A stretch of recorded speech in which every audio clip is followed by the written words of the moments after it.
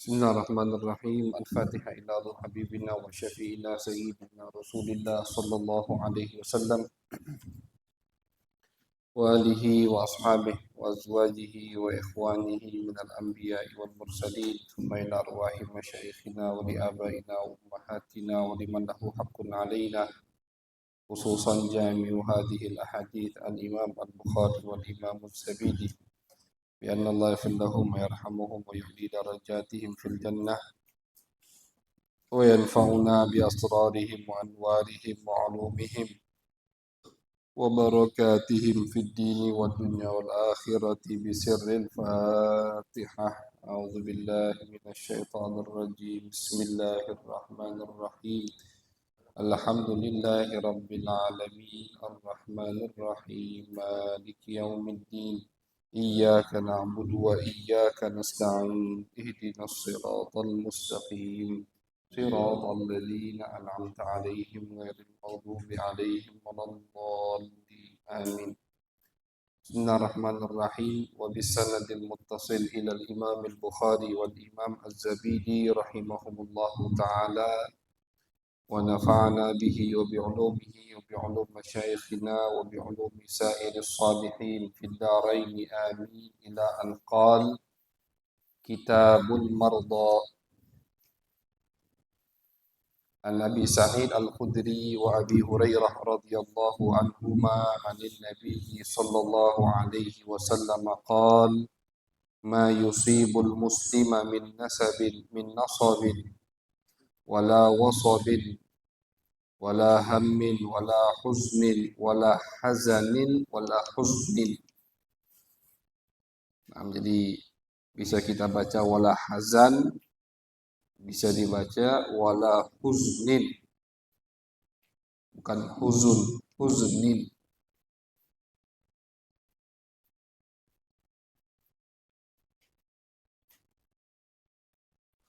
Wakil makna sama, huzun atau hazan sedih, sedih. Wakil diriwayatkan tidak, maknanya beda. Hazan beda, huzun, huznun beda. Al-hazan, al-hazan ya, itu alhammu mukhtassun bima huwa atin. Jadi kalau kita baca pakai al-hazan artinya sedih dengan apa yang akan terjadi, risau, takut atau risau, takut dengan apa yang akan terjadi. Belum terjadi, cuman akan terjadi atau kita takuti itu terjadi. Hazan. Jadi kalau dibaca dengan hazan artinya belum terjadi tapi akan terjadi. Al-huzun kalau dibaca dengan huznin, haknya kita dhammah, zainya kita sukun, itu sedih bima madha, dengan yang sudah terjadi. Ini termasuk menunjukkan betapa luasnya bahasa Arab. Jadi kalau hazan sedih dengan apa yang akan terjadi atau takut dengan apa yang akan terjadi, kalau huzun itu sedih dengan apa yang sudah terjadi. Jadi hazan atau huzun beda maknanya. Dan bisa dibaca dua-duanya. Wala hammin wala hazanin wala huznin wala adha wala ghammin wa hatta syaukah yushakuha illa kaffarallahu bihi min khataya. An Abi Hurairah radhiyallahu anhu qala Rasulullah sallallahu alaihi wasallam: Mathalul mu'mini kamathalil khamati minaz zar'i min haitsu atatha ar-rihu kaffa'atha fa idza atadalat takaffa'a bil bala wal fajiru kal aruzzah samma mu'tadilatan hatta yaqsimuha Allahu idza syaa. Wa anhu radhiyallahu anhu qala Rasulullah sallallahu alaihi wasallam: Man yuridillahu bihi khairan yusib minhu. Man yuridillahu bihi khairan yusib minhu. Ini Sayyidah Aisyah radhiyallahu anha qalat, ma ra'aitu ahadan asyaddul waja'i alaihi min Rasulillahi sallallahu alaihi wasallam. An Abdullah radhiyallahu anhu qala ataitu an-nabiyya sallallahu alaihi wasallam fi maradihi wa huwa yu'aku wa'kan shadida wa qultu innaka latu'aku wa'kan shadida qultu inna dhaka bi anna laka ajrain qala ajal ma min muslimin yusibuhu adhan illa hatallahu anhu khatayahu kama tahata waraqu syajar. An Ibni Abbas radhiyallahu anhuma annahu qala li ba'di ashabi ala urika imra'atan min ahli al-jannah qala bala qala hadhihi al-mar'atu sawda atatin nabiyya sallallahu alaihi wasallam faqalat inni usra wa inni atakashaf ud'ullaha li qala in syi'ti sabarti walakil jannah wa in syi'ti da'awtullaha an yu'afiyaki qalat faqalat inni asbir faqalat inni asbir faqalat inni atakashaf fad'ullaha alla atakashaf fada'a laha. Nah, jadi Abdullah bin Abbas beliau berkata kepada teman-temannya, mau tidak kalian aku kasih tahu perempuan daripada penghuni surga. Jadi di zaman Nabi itu luar biasanya itu mereka hidup dengan orang yang pasti masuk surga. Mereka hidup pasti bersama dengan orang yang pasti masuk surga. Dipastikan oleh Nabi Muhammad SAW. Fulan fil jannah, fulan fil jannah, fulan fil jannah, sebutkan semua. Salah satunya ini al-mar'atus sauda. Diriwayatkan nama beliau adalah Su'airah. Perempuan yang berkulit hitam ini namanya Su'airah. Datang ke Nabi, faqalat inni usra. Jadi kita sekarang ini ada di kitab Al-Mardah, kitab yang menyebutkan tentang penyakit. Kitab yang berkaitan dengan penyakit. Ini termasuk kelebihan daripada Sahih Al-Bukhari dan Sahih Muslim, atau lebih dikenal dengan nama Jami'. Jadi bedanya Jami' sama Sunan. Kalau Ramadan kemarin yang kita bacakan Sunan. Kalau Sunan dah kata bab-bab macam ini. Sunan dah kata bab yang bahas tentang penyakit. Kalau Jami' itu artinya babnya lebih banyak, macamnya lebih banyak. Bukhari dan Muslim itu Jami'. Jami'us Sahih atau Jami'u Sahihil Bukhari atau Jami'ul Bukhari bisa. Muslim juga kitabnya Jami'. Jadi istilahnya beda. Jami' di kitab mustalah disebutkan. Apa bedanya? Ini contohnya. Jami'. Kitab yang disebutkan di awalnya ini kitab Jami', artinya kitab ini membahas tentang akidah, membahas tentang hukum halal haram. Kitab ini membahas tentang riqaq, perbudakan. Kitab itu membahas tentang artinya hadisnya. Banyak yang disebutkan situ. Hadis berkaitan dengan makan dan minum. Hadis berkaitan dengan bepergian. Hadis berkaitan dengan tafsir. Tafsir sudah lewat kita di Bukhari ini. Hadis berkaitan dengan sejarah. Hadis berkaitan dengan sirah Nabi besar Muhammad SAW. Hadis yang berkaitan dengan fitan. Fitan itu yang akan terjadi di zaman setelah zaman Nabi besar Muhammad SAW. Hadis yang berkaitan dengan manaqib. Manaqib itu keutamaan beberapa sahabat yang disebutkan oleh Nabi besar Muhammad SAW. Itu carinya di kitab Jami'. Judulnya itu. Kalau yang kemarin Ramadan kita baca sunan. Nah, ini tidak jami. Jami Bukhari, jami Muslim. Makanya ulama khilaf dalam kitab Tirmizi. Tirmizi itu sunan atau jami? Karena kalau dilihat dari kitab Tirmizi, isinya itu banyak lebih daripada kitab sunan. Makanya ulama lebih cenderung menamakan atau mengategorikan kitab Imam Tirmizi bukan sunan tapi jami. Jami bukan sunan.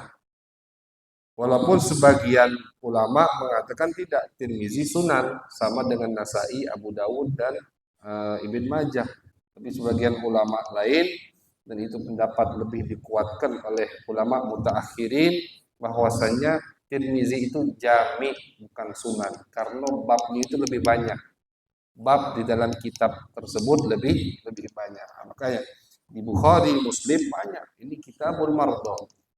Kita sekarang berada di bab yang menyebutkan hadis-hadis yang berkaitan dengan penyakit. Hadis-hadis yang berkaitan dengan penyakit. Salah satunya di sini. Ada perempuan datang ke Nabi. Perempuan ini mengeluh atau mengadu kepada Nabi, "Ya Rasulullah, aku ini usrah." Usrah itu artinya aku suka kejang-kejang. Usrah, suka kejang. Kejang sampai tidak sadar. Wa inni atakasyaf, sampai ya namanya perempuan kejeng tidak sadar akhirnya auratnya terbuka.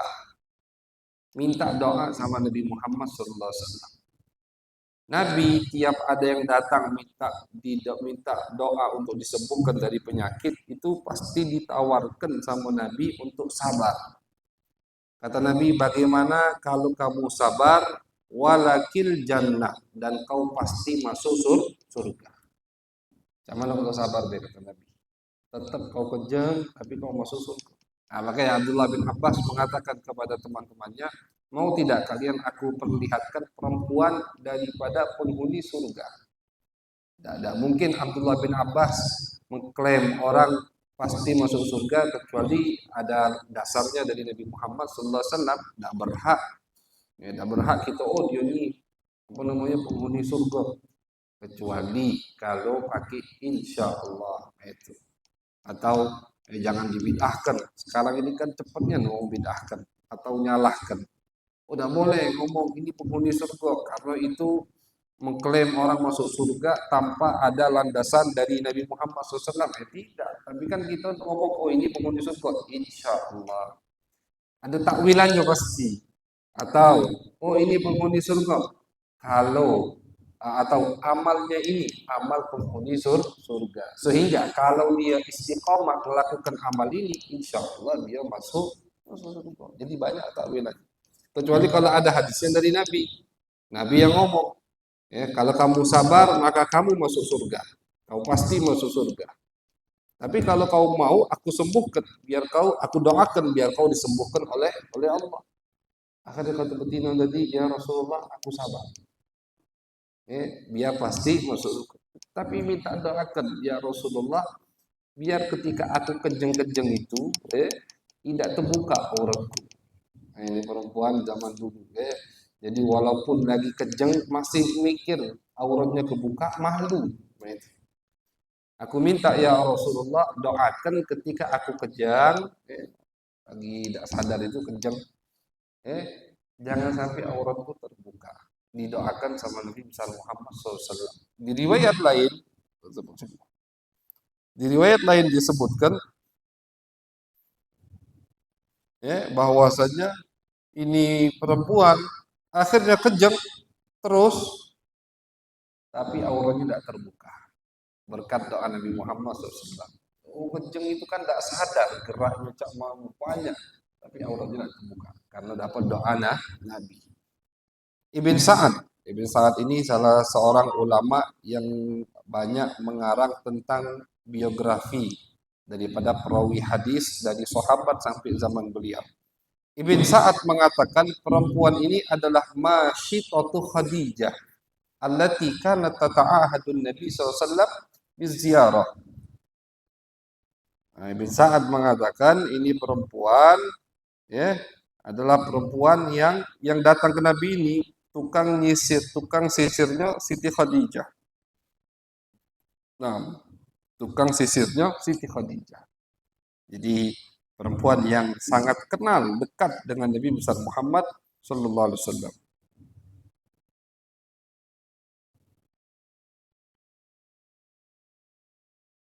Nah, jadi ini perempuan pasti masuk surga, janji Nabi. Dan ketika dia lagi kambuh kejangnya itu, penyakit kejang itu, auratnya tidak terbuka berkat doa Nabi besar Muhammad sallallahu alaihi wasallam.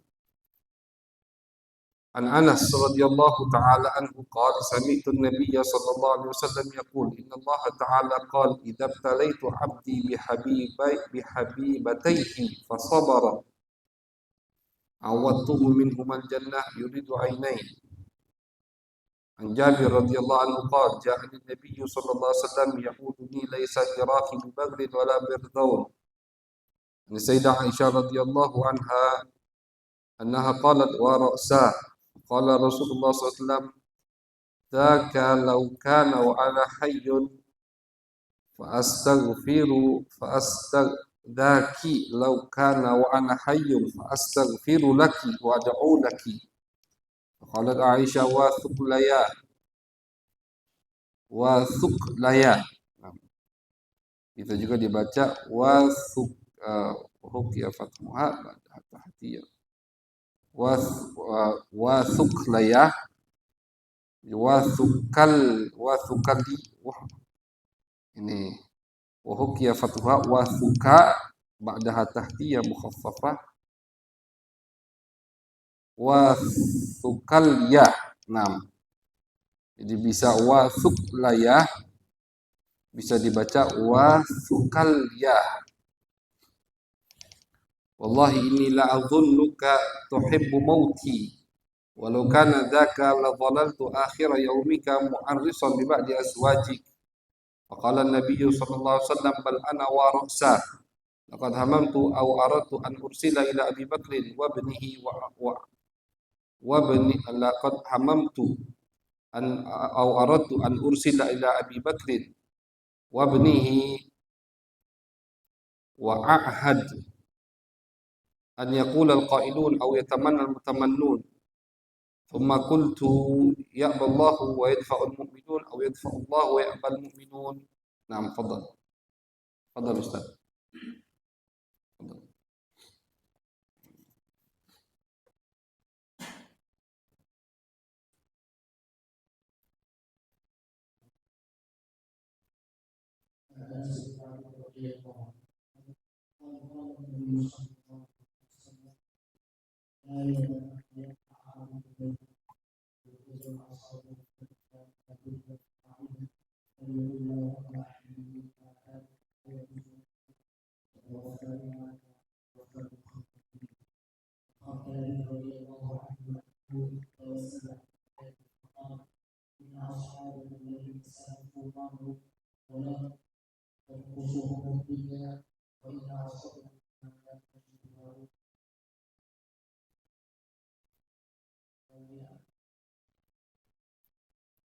Wa inna asabna ma la najid lahu mawdi'an illa turab.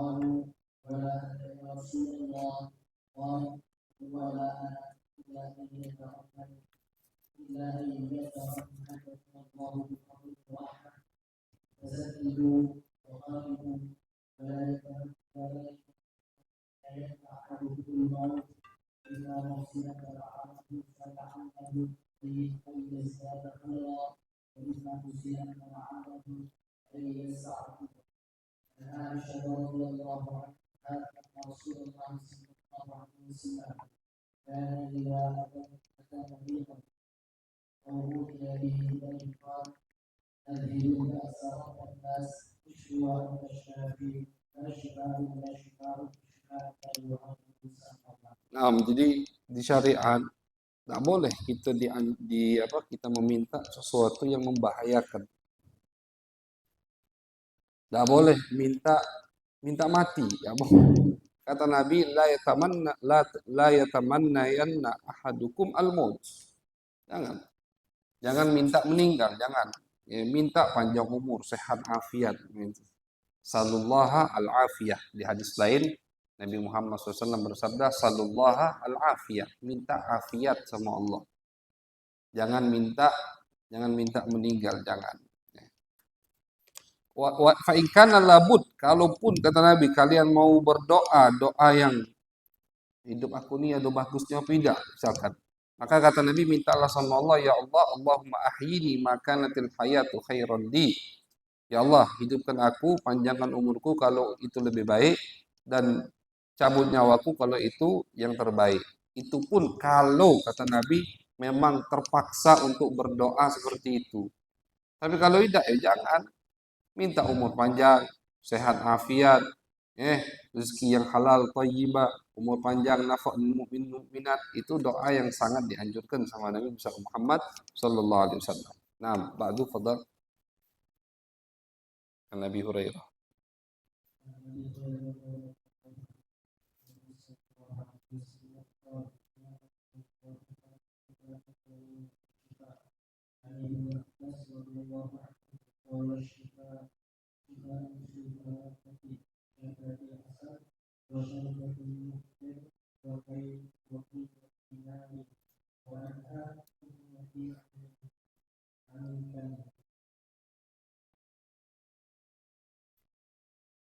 Nah, fadal.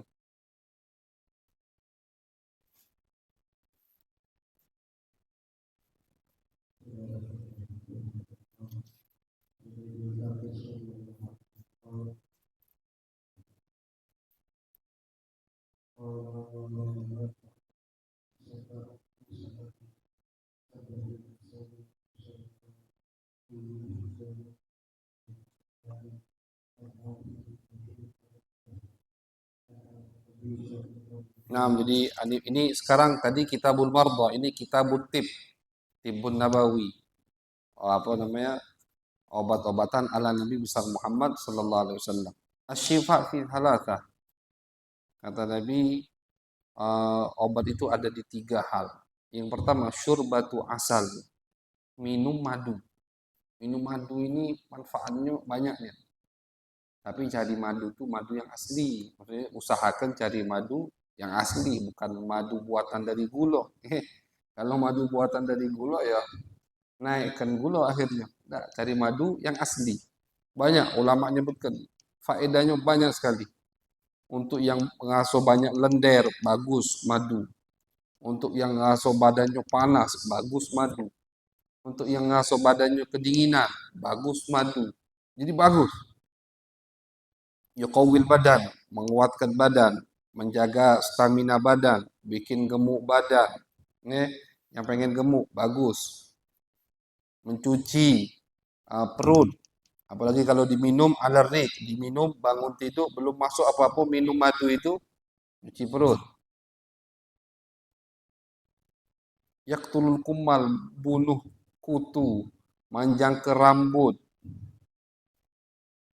Wayan faulil bawasir, yang punya penyakit beser, hilang insya Allah dengan madu. Nah, cuman jangan berlebihan. Tentunya jangan berlebihan. Jangan maju tegok berapa misalkan, segelas madu sesendok. Diriwayatkan di hadis lain, Nabi itu minum madu kadang dicampur sama air, kadang langsung. Jadi dua-duanya maksud, dua-duanya ada riwayat itu.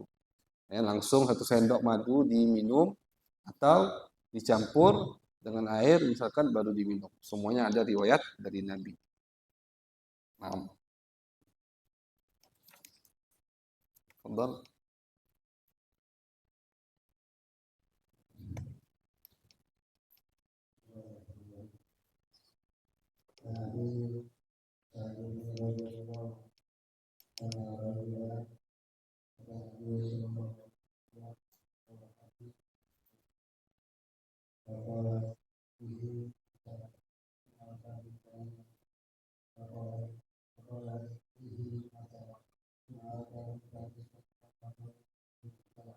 Nah,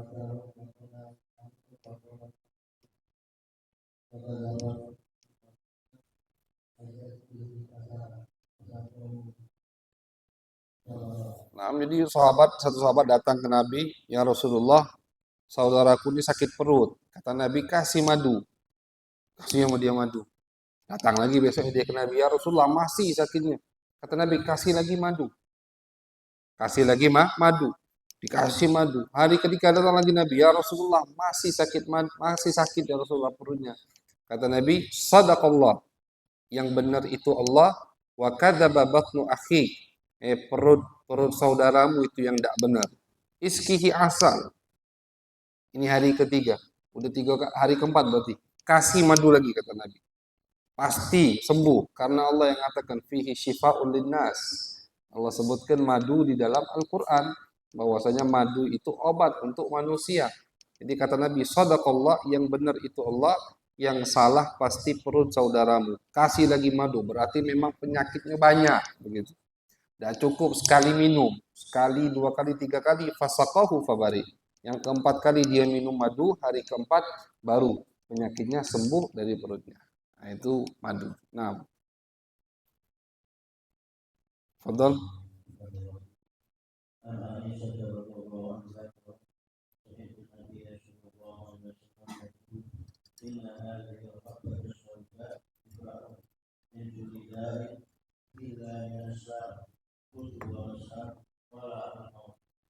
Nah, kalau dicetakan anak, Innal Habbah Al-Wasda. Ini cetakan Darul Kutub ini ilmiah.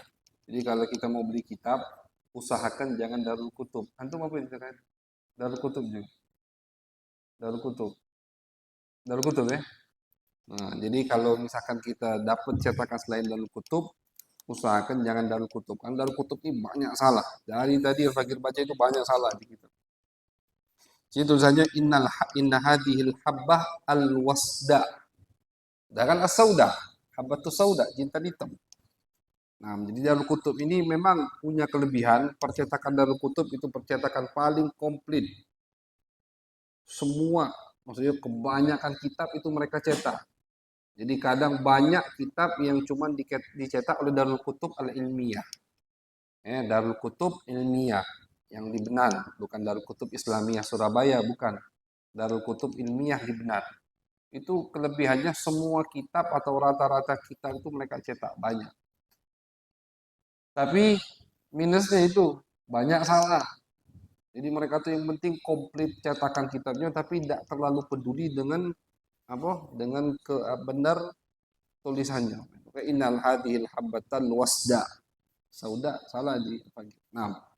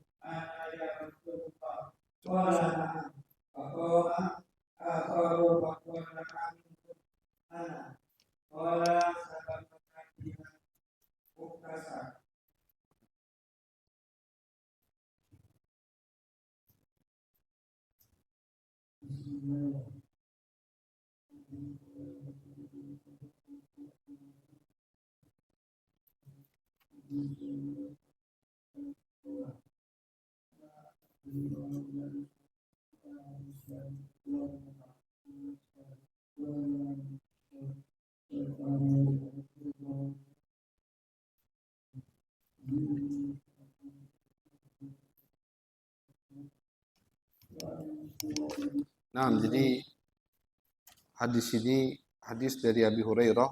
Nabi bersabda, la adwa.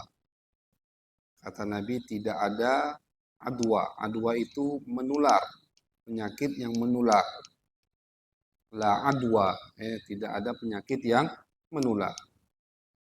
Yang maksud di sini bukan artinya, oh, katik penyakit yang nular, bukan. Maksud dari Nabi di sini artinya penyakit itu ketika menular bukan karena penyakitnya, tapi memang karena Allah ingin itu penyakit nular ke wong yang kedua. Jadi Nabi ini ingin mengangkat keyakinan kita, jangan sampai kira yang ad-dar, yang membuat madarat, yang menyebabkan penyakit itu penyakitnya, bukan Allah. Sedangkan ad-dar wal nafi huwa Allah. Termasuk nama daripada nama Allah di Asmaul Husna, ya dar, ya nafi. Wahai zat yang memberikan madarat dan wahai zat yang memberikan manfaat. Jadi yang memberikan apa? Yang menyebabkan orang kedua sakit itu bukan penyakit yang ada di orang pertama, tapi Allah Subhanahu wa taala yang menjadikan penyakit itu penyebab agar orang kedua juga sakit. Ini yang ingin dinafikan sama Nabi Muhammad. La adwa, tidak ada penyakit yang menular. Kenapa Al-Faqir jelaskan di sini? Karena biar nanti wong salah paham. Oh, tidak apa-apa. Masuk rumah sakit jangan takut-takut, masuk be. Jangan takut nular, karena Nabi ngomong tidak katik penyakit nular. Nah, akhirnya masuk ke rumah sakit atau jenguk orang sakit atau tidak katik penyakit nular. Penyakit ada yang menular. Cuman apa maksud Nabi sini? Tidak ada penyakit yang menular. Maksud Nabi sini bukan nularnya itu karena penyakit itu, bukan, tapi karena Allah Subhanahu wa taala. Jadi jangan sampai kita mengira penyakit itu menular karena penyakit itu sendiri. Dia yang menyebabkan orang kedua sakit, bukan. Yang menyebabkan orang kedua sakit adalah Allah. Tapi wasilahnya, sababnya penyakit yang ada di orang pertama. Itu yang nak dinafikan sama Nabi besar Muhammad sallallahu alaihi wasallam. Wala tiyaroh. Tiyaroh ini adat orang jahiliyah. Jadi orang jahiliyah itu suka pesimis. Mereka itu kalau sebelum keluar rumah, misalkan malam ini hadir madua sapu ida dari Talang Keramat jauh. Zaman ada dong jahiliyah dulu, mereka pakai burung dara, habis itu mereka terbangkan burung dara itu. Udah siap nih, terbangkan burung dara. Kalau burung dara tadi ngarah ke kanan, oh berarti baik ini, pergi gitu. Kalau burung dara tadi ngarah ke kiri, oh berarti tidak baik, jangan pergi. Nah, itu ada dong jahiliyah, dinafikan sama Nabi besar Muhammad SAW. La tiarah, nanti itu sudah. Selagi kita tahu tempat yang kita nak hadiri, apa namanya, tempat yang baik, majlis yang berkah, majlis yang manfaat, kita kata halangan hadir, dosa banyak mikir. Wala hama, tidak ada sial dibawa oleh burung hantu. Hama itu burung hantu. Eh, ini termasuk dari adat orang jahiliyah dulu. Kalau ada burung hantu nyogok di sikok rumah, rumah itu bakal kena sial. Itu ada jahiliyah. Dan sampai sekarang masih banyak ada itu. Ada jahiliyah yang diwarisi sampai sekarang oleh umat Islam masih banyak. Walau sofar, tidak ada bulan sofar. Bulan sofar. Jadi dulu itu di zaman jahiliyah menganggap bulan sofar ini bulan yang serem. Sampai-sampai mereka tidak mau mengadakan pernikahan walimah di bulan sofar. Dibantah sama Nabi, Siti Fatimah dan Sayyidina Ali menikah di bulan sofar. Hah? Bulan api. Tidak tahu. Ada tahu. Bahasa lamu. Sofar. Wala sofar. Jadi orang tuh nganggapnya angker bulan sofar. Sehingga mereka tidak mau mengadakan apalagi hal-hal yang baik, walimah pernikahan di bulan sofar. Sama Nabi dibantah dengan qaul dan dibantah dengan fi'il. Dengan qaul ini, Nabi ngomong ucapan. Tidak ada apa namanya angker-angker di bulan sofar. Dengan fi'il, Nabi nikahkan Siti Fatimah dan Sayyidina Ali di bulan sofar. Di bulan sofar. Pernikahan lebih baik. Mana lagi pernikahan yang lebih berkah daripada pernikahan Sayyidina Fatimah dan Sayyidina Ali bin Abi Thalib karamallahu wajhah. Wa firra minal majdzum kama tafirra minal asad, dan larilah dari orang yang kena penyakit majdzum. Apa penyakit majdzum ini? Apa? Yang Iya, yang penyakitnya dari ujung jari, dari ujung anggota tubuh. Kusta, itu majzum. Kusta. Penyakitnya itu dari ujung anggota tubuh. Terus digerogoti. Habis. Nauzubillah min dzalik, ya, sampai mati, meninggal. Nah, kata Nabi, larilah dari orang yang terkena penyakit kusta seperti kamu lari dari macan, kata Nabi Muhammad SAW. Nah, berarti potongan hadis pertama dengan potongan hadis kedua itu saling sinkron.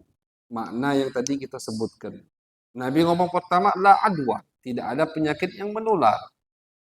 Nabi ngomong di hadis terakhir, di omongan terakhir, lari dari penyakit kusta seperti kamu lari dari macan. Artinya jangan sampai menular. Itu menular penyakit itu. Berarti ada yang menular. Macam mana ini maksudnya hadis Nabi?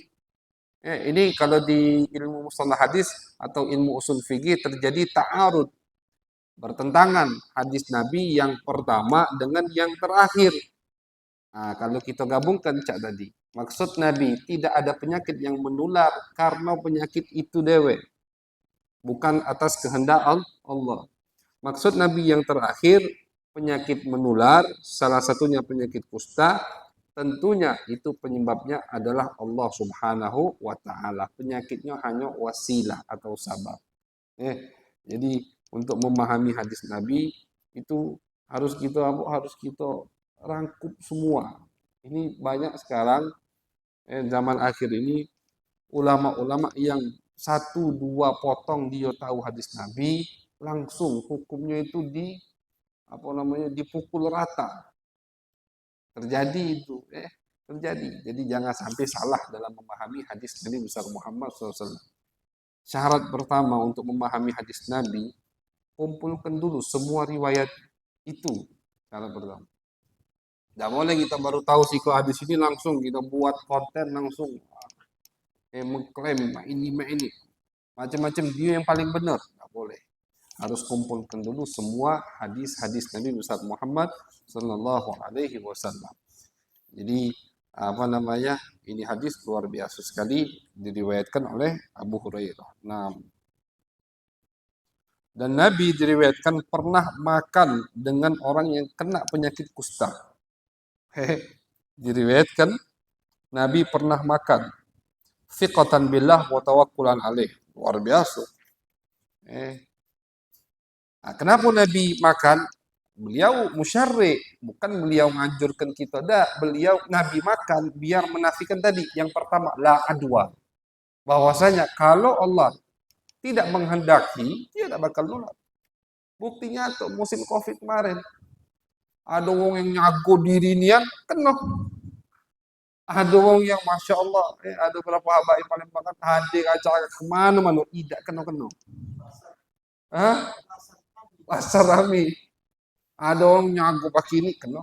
Itu buktinya. La adwa. Jadi penyakit tidak bisa menular karena dia. Dia musabib ya tidak. Al musabib huwallah.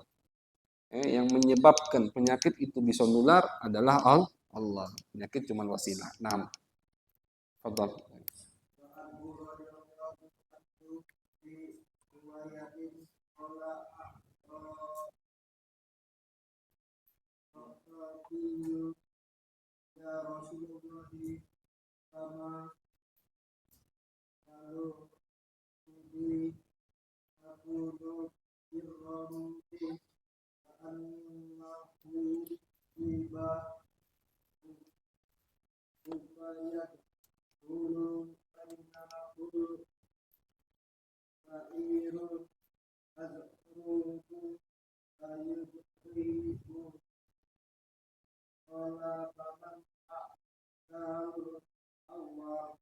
Masbuk.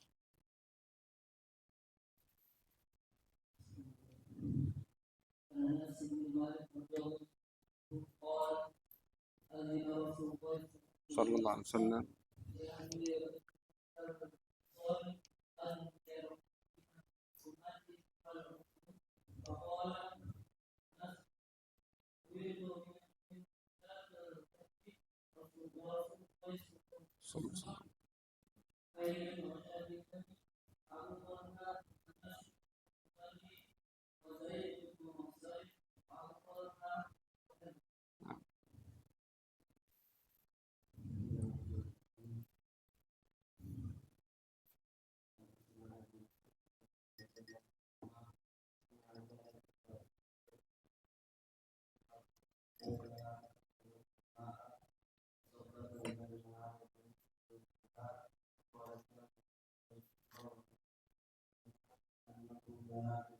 An-nubridaha.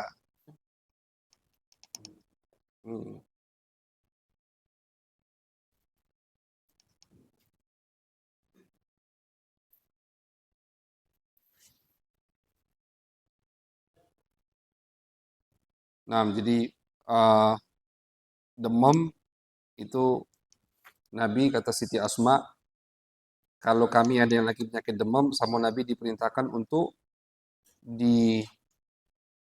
dikompres dengan air.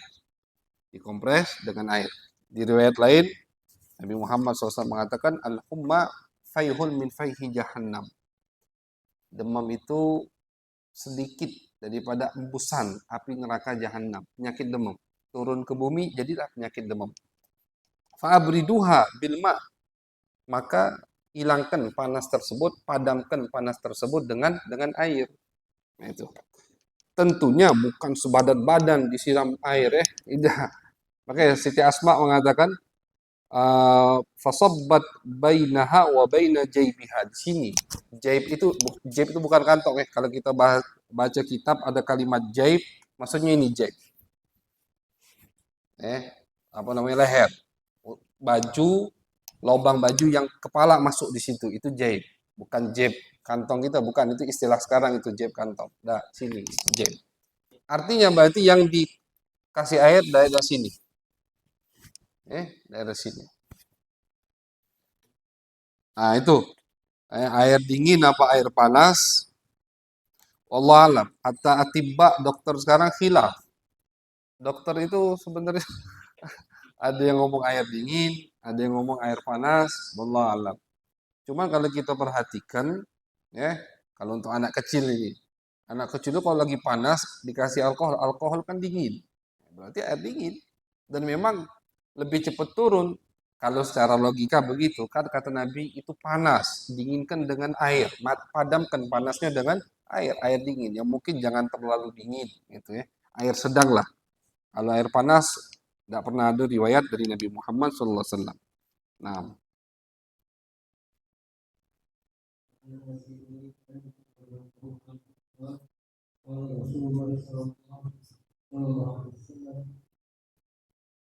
الطاغوت شهادة لكل مسلم. عن عائشة رضي الله عنها قالت: أمرني رسول الله صلى الله عليه وسلم أو أمر استرقى من العين. عن أم سلمة رضي الله عنها أن النبي صلى الله عليه وسلم رأى في بيتها جارية في وجهها سبعة فقال: استرقوا لها فإنا بها الجراح. nah. Jadi Nabi melihat, Ummi Salamah mengatakan Nabi melihat di rumah Siti Ummi Salamah jariyah, anak perempuan, tak disebutkan siapa namanya, fi wajiha saf'ah, di mukanya itu ada bekas kayak bekas kena jin. Nah, jadi masalah jin-jin itu jadi ada orang ngomong tidak percaya dengan jin. Surah jin ada di Al-Quran, apa tidak percaya dengan jin? Cuman jangan berlebihan, itu jangan berlebihan, jangan dianggap mistis segala. Nah, itu berlebihan juga kan itu. Cuman jangan ada percayaan. Istariqu laha fa inna bihan nadhrah. Kata Nabi, ruqyalah perempuan ini, anak perempuan ini, karena sesungguhnya dia kena olesan jin. Apalagi kalau kata orang dulu itu budak kecil cepet nian kena apa ah tenggoran bahasa itu tenggoran. Apalagi kalau lewat kuburan misalkan habis lewat tempat-tempat yang angker wajar. Jadi kita harus apa harus ikhtiar. Apa budak ni rewel misalkan ikhtiar ajak dokter sudah makan sakit dah hati masih rewel. Nah, ini Nabi fa inna biha an-nadhrah. Nadhrah itu tenggoran tadi. Kata Nabi dia ini kena tenggoran, baik dari jin atau kena ain dari manusia. Kena ain itu bisa ain itu apa namanya? Ain itu artinya mata kan? Jadi ada orang nengok budak tadi takjub, tidak mengucap nama Allah, tidak salawat sama Nabi Muhammad, tidak mengucapkan subhanallah atau masya Allah. Akhirnya pandangan yang kagum tadi membahayakan, efeknya itu ada ke budak itu. Dan bukan hanya anak kecil orang besar pun bisa kena ain. Orang besar juga bisa kena ain. Nah, jadi kata Nabi mungkin ini jariah, ini anak perempuan habis tenggoran baik dari jin atau dari manusia. Maka kasih dia ruqyah. Jadi ruqyah masyru'ah. Ruqyah itu dianjurkan dari syariat kita langsung oleh Nabi Muhammad SAW. Nah, fadhal.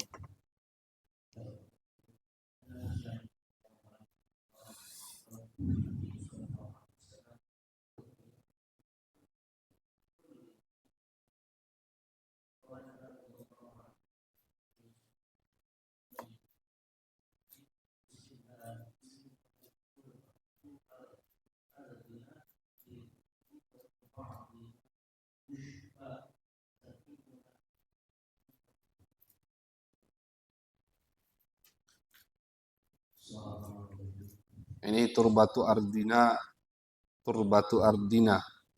debu dari tanah kami, tanah Madinah. Jadi Madinah itu punya kelebihan sendiri, bahwasannya debu Madinah itu bisa jadi obat. Debu, makanya kita sama Buya itu kalau di Madinah, mereka nggak tinggal di Madinah sebulan, itu kalau makan kurma, makan buah tanpa dicuci, makan apel, makan rutop itu tanpa dicuci. Beli pinggir jalan, kalau ada kan di Kubah di itu, di Masjid Nabawi pinggir jalan, makan langsung, nggak perlu dicuci. Nah, di sini. Tapi dengan yakin kan begitu. Turbatu ardina biriqati ba'dina, dengan sedikit daripada ludah kami, ishwa saqimuna bi'idni rabbina, penyakit akan sembuh dengan izin Allah. Diriwayatkan ini semua untuk kota Madinah. Maksudnya debu di mana ke kota Madinah itu maksudnya. Ada riwayat lain mengatakan tidak, ini khusus untuk ada satu tempat. Tempat ini kalau tidak salah Al-Fakir pernah mampir ke tempat itu di kota Madinah, ya, di kota Madinah. Cuma nama tempatnya lupa. Kalau tidak salah di Wadi Aqiq, kalau tidak salah di Wadi Aqiq, di satu lembah. Di situ Nabi pernah turun. Lembah ini berkah, kata Nabi. Debu dari lembah ini itu bisa menyembuhkan. Nah, jadi walaupun ulama banyak mengatakan semua debu Madinah itu bisa menyembuhkan. Nah, betul.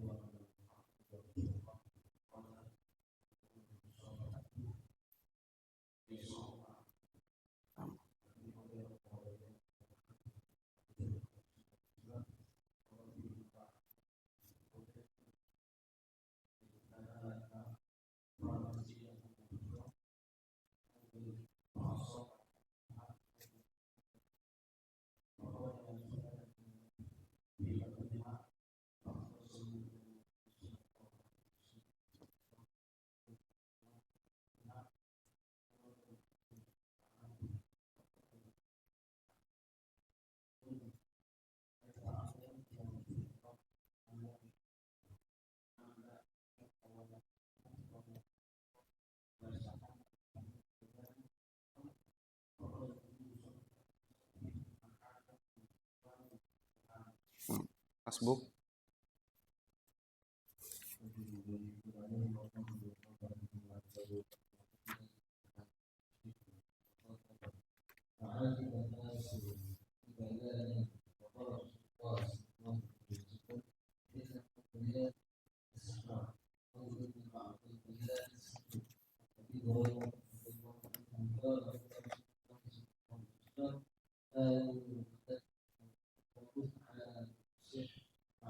Hasbuk, hasbuk.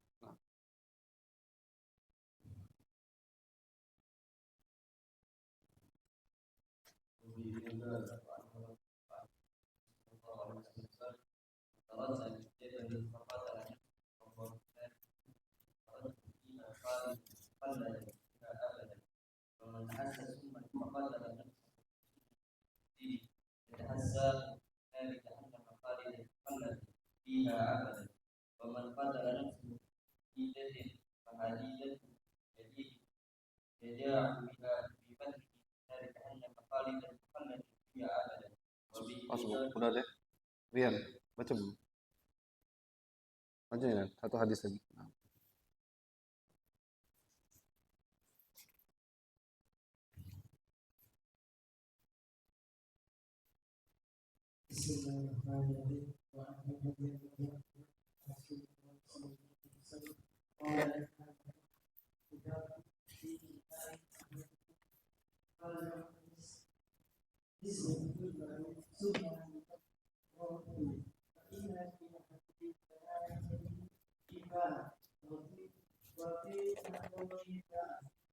Naam, idza waqa'a dzubab fi ina'i ahadikum falyaghmishu kullahu. Kata Nabi, kalau di minuman kita ini nggih nempel dzubab, lalat. Dzubab itu lalat. Falyaghmishu kullahu. Celup kenian kata Nabi. Celup kenian. Jangan langsung dicabut, jangan langsung dibuang. Kalau dia baru nempel sedikit. Tsumma liyatrahu. Habis itu buang. Dicelup bukan diaduk sekalian. Sekedar biar nyelam. Nyelam, habis itu buang. Kenapa? Karena kata Nabi, fa inna fi ahadi janahaihi syifa wa fil akhari da. Karena sesungguhnya kata Nabi Muhammad sallallahu alaihi wasallam, di salah satu sayapnya itu ada obat dan di sayap sebelahnya penyakit. Jadi sebabnya ada obat, di sebelah sayapnya lagi ada penyakit. Dan subhanallah kata ulama, ya, zubab itu lalat ya, lalat.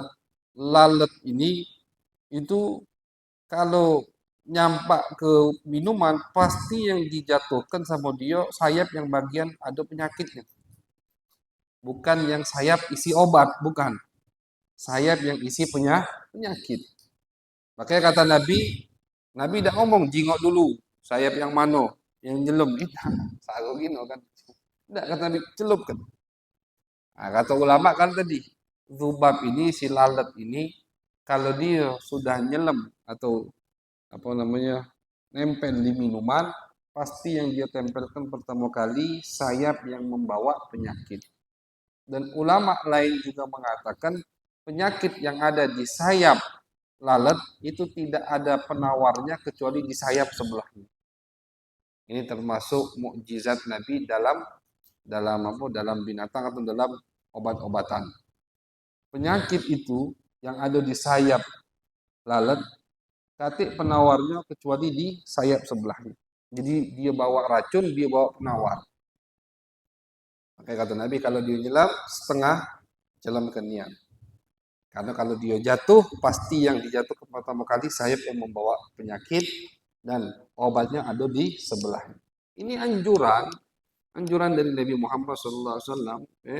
Misalkan kita minuman tinggal dikit, tadi lalat tidak tahu dari mana, sudah buang. Jangan diminum lagi, tapi buang. Misalkan tidak galak dicelupkan, tidak diminum lagi, tidak galak misalkan, buang tidak apa-apa. Cuma kalau kita masih mau nak minum, apa minuman tadi, celupkan. Jangan diaduk, celupkan, celupkan, habis itu buang, gitu. Zubab. Dan zubab ini termasuk apa binatang yang Allah sebutkan di dalam Al-Quran. Apa ayatnya? Ditantang sama Allah untuk buat ciptaan seperti yang aku buat. Paling kecil, nyamuk disebut, lalat juga disebut. Oke, ketika kalau tidak salah Imam Malik apa salah satu ulama ditanya mau rajo yang rajo ini nanya macam sombong itu. Dia lagi duduk lalat deket dia, macam menghinakan lalat. Nanya sama depannya ada salah satu ulama, pada salah Imam Malik. Wahai Imam, apa hikmah Allah menciptakan lalat ini, apa hikmahnya? Kayak dia protes sama ciptaan Allah. Apa manfaatnya lalat? Istilahnya buat apa Allah ciptakan lalat? Apa manfaatnya? Dia ini marah sama lalat. Akhirnya kelewatan kayak protes sama ciptaan Allah. Apa kata jawab Imam ini? Liyadzilla bihi al-jababira. Allah ciptakan lalat ini untuk menundukkan kepala orang-orang yang sombong sepertimu. Itu termasuk hikmahnya. Spontan ya, Imam ini jawab nih, untuk menundukkan kepala orang-orang yang sombong sepertimu. Jadi kau nak sombong, bodyguard dengan apa kanan kiri tetap lalat bisa masuk. Lalat bisa nempel di diri kau. Menunjukkan apa? Bahwasanya yang mulia itu hanya Allah Subhanahu wa taala. Bahkan salah satu azab yang Allah kirimkan untuk Raja Namrud dalam sebuah riwayat, lalat masuk ke telinganya dan binasa dengan lalat. Satu binatang yang sangat kecil, tapi ciptaan Allah Subhanahu wa taala. Wallahu a'lam bishawab. Nah,